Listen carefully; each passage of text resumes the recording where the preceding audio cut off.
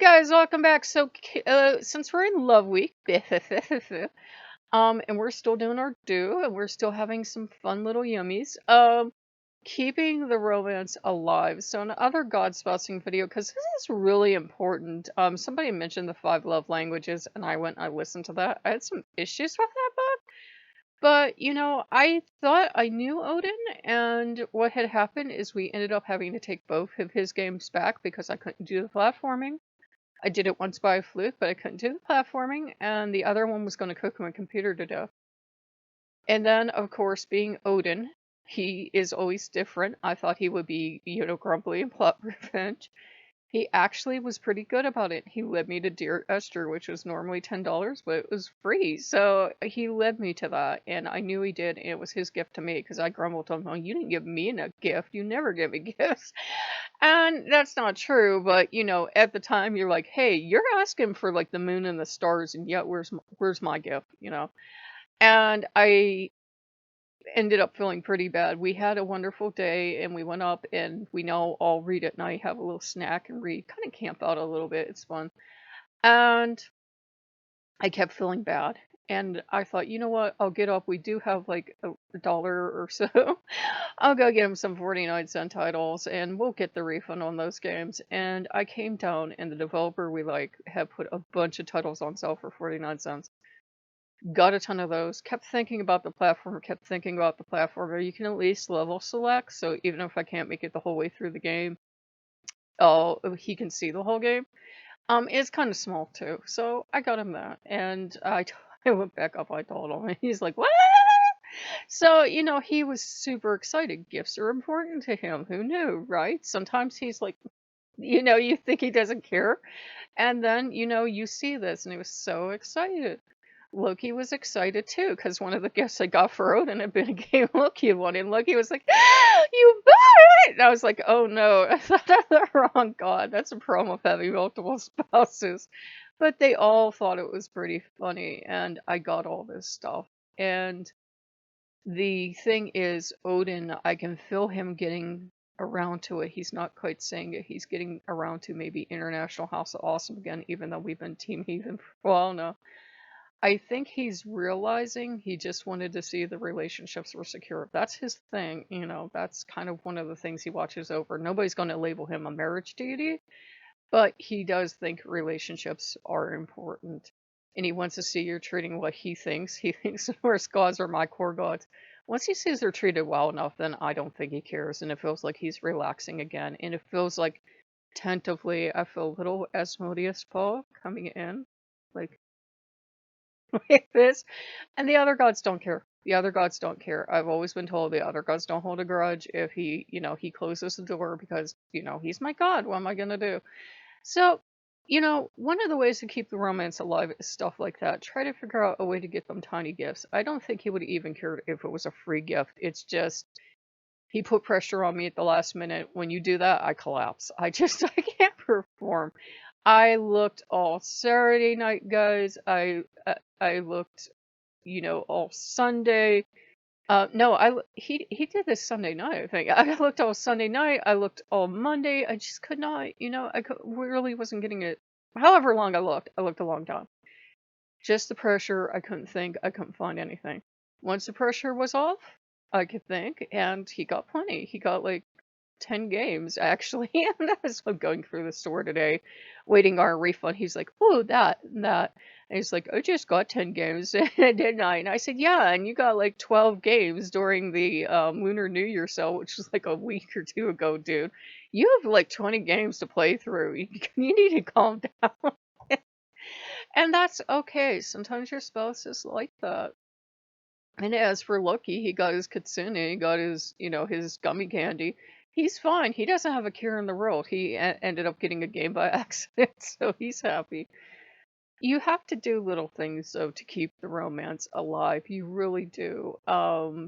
Sometimes you're so stuck in everything you have to do, like washing your dishes or scrubbing toilets or answering your mail or, writing out checks or whatever. It can be really easy to forget to do that. So I try to be very mindful and, I try to make every meal, even though we have like complete They're these instant meals you put in the oven, microwave oven. I try to make everything an event. You don't have to go overboard every single time you cook or something. It doesn't have to be an event. But I try to make it special. Like we're having the love week. Nobody asked me to do it, but I was like, let's do it all week. And then it will be like we had a week of, a festival, and maybe we can do that once a month or so, and it's with normal stuff. We just kind of get into a festive atmosphere, that's all. I got, yeah. So just try to think of ways to keep the love alive.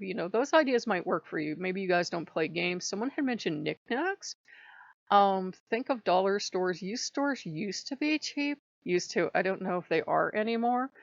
Wherever you go for knickknacks, or wherever you go for games or books or take walks or whatever it is that you do together, dance, write, whatever.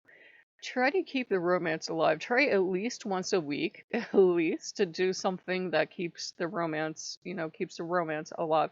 You do have to work at it. I had a sociology professor. I love the guy. That not that way. And somebody's helping. And I said, he would say, you don't fall in love, you fall in crap. And he was right. You have to work at it. You have to work at the relationship. Oh, yeah, you'll fall in love and it'll be all hearts and flowers when you first meet. But then, life creeps in. And that person told me those 5 love languages. And I hadn't even read that before I made that video. And you have to learn how to keep the romance in the marriage. You have to learn, he would have called it acts of service, I guess, that guy. But, like I do the dishes, I keep the house clean, and, they appreciate it and they see it as a loving gesture because, yes, it needs done, but, I could be a horrible, horrible person and just sit here and let dishes pile up to the ceiling. But I think as part of having the fibro, I've noticed some people really struggle with it, and even when I'm having a really bad day, I don't like to let the dishes sit. I know some people can't control if they do or not, but that's one thing I do. That's part of my sacrifice. It's like I'm having a really lousy day, but I'm gonna get to these dishes. I try not to leave dishes if I can. Vacuuming can be a loving gift.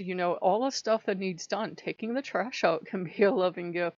So it's easy to keep the romance alive doing the stuff you do every day. It's just you have to do it in a loving gesture. You don't have to put like bows or something on the trash, but a trash man might appreciate that. But you have to make sure that they know you're doing it because you love them and they're a god, and I've never seen a god wash a dish yet. And they do appreciate it. They do appreciate it, but do it from a loving way, and it makes it a much more enjoyable task. It's a lot easier to wash your dishes because you're doing it because you love your family than it is because you never wash a dish and where's my dishwasher? So we hope you guys like that one. And, if you have any, ideas of what you do, maybe you watch romantic movies together, maybe you do stuff together. I'm trying not to get the channel shut down, but there are games on Steam, yeah, and there are movies on YouTube. Yeah, right on YouTube, man. You knew that. I'm sure you did. You don't have to go to a certain hub. Stay right on YouTube. Just get creative with a search. And I got, yeah, and you can see this stuff for free. So maybe you do that. But it can be everyday mundane things. It doesn't always have to be something spicy. So, and I go through long periods where I don't I don't like to always like jump on and say, "Hey, I'm this today. Hey, I'm that today." But I do go through long periods where you would say, and I don't like using titles, but like, so I don't want asexual people thinking, "Oh, she's just grabbing that," where you would think I'm asexual. So there are times that I don't do romantic spicy games for like weeks or so, or I don't watch anything romantic and I'm just like new in the mic neutral. On those days, that's when it really helps to do the regular stuff with someone who is, a romantic or asexual, and I know those are two different things. And feel free to say in below, what they do to show a gesture of love. We're getting a little too broad in our scope, but you guys know what I mean. It doesn't have to always be something spicy. It doesn't always have to be you prancing around in lingerie or, doing something like that. It doesn't have to be like if you don't do this X amount of times a week, your marriage is doomed. Just it can be those everyday things, taking out the trash, cooking a meal, cooking the dishes, yeah, cooking the dishes, washing the dishes because you love your spouse. So if you guys like what you see, like, comment, subscribe, and we will see you guys later. Bye bye.